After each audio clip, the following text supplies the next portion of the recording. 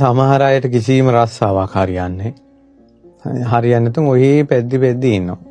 සමහරවිට ඒකට හේතුව තමයි එයා සංසාරේ පුරුදු කරපු එයාට මැච් වෙලා යන ජොබ් එක එයාට තාම සෙට් වුන්නේ නැහැ. ඒකයි එයා ඔය එහෙට මෙහෙට පනරැල්ල වගේ මේ පැද්දි ඉන්නේ.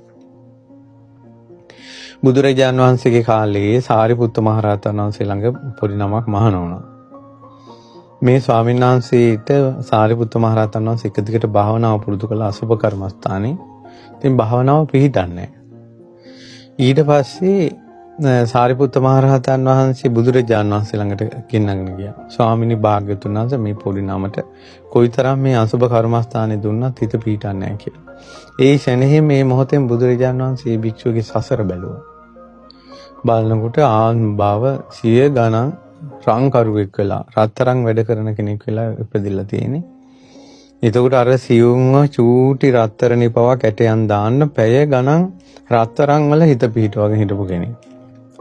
ඒ ලස්සනේම හිත පිහිටවගෙන දිලිසෙන දේම හිත පිහිටවගෙන හිටපු කෙනාට මේ ගුණප කොට්ටාසයෝ අසුබයි පිළිකුලයි කිව්වට හිතට යන්නේ නැහැ. බුදුරජාණන් සාරිපුත්ත මහ රහතන් වහන්සේට වදාළ සාරිපුත්ත ඔබ දැන් යන්න මේ පොඩි නම තියලා අවශ්‍ය එකන් යන්න එන්න. බුදුරජාණන් වහන්සේ සාරිපුත්ත මහ රහතන් වහන්සේ වැඩියට පස්සේ පොඩි නමට රත්තරන් නෙළුම් මලක් මවලා දුන්නා. මවලා දීලා මේ බුදුරජාණන් වහන්සේ වදාළ භික්ෂුව මෙන්න මේක දිහා බලාගෙන ඉන්න. ඉතින් විහාරේ පිටුපස්සේ වැලිගොඩ කරතරම් මල තියලා හේවන ඉඳගෙන අර මල දිහා බලාගෙන ඉන්න. බලන රත්තරන් දිහා ආත්ම භාව ගන්න බොහෝ කාලයක් බලාගෙන හිටපු නිසා ඉක්මනට හිත එකඟ වුණා. ඒ රත්තරන් දිහා බලා ඉන්නකොට. ඊට පස්සේ අර මල ටික රත්තරන් මල ටික පර වෙනවා. පර වෙනකොට ඒකේ යථා ස්වභාවය අනිත්‍ය හිතට ප්‍රකට වෙන්න ගත්තා. එහෙම අරහත්ත්වයටපත් වුණා. චුල්ලපන්දක තෙරුන්ට බුදුරජාණන් වහන්සේ සලුවක් දෙන්නේ. කලින් ජීවිතේක වස්ත්‍ර කිල්ටි වෙනවා දැකලා අනිත්‍ය සිහි කරපු කෙනෙක්නේ.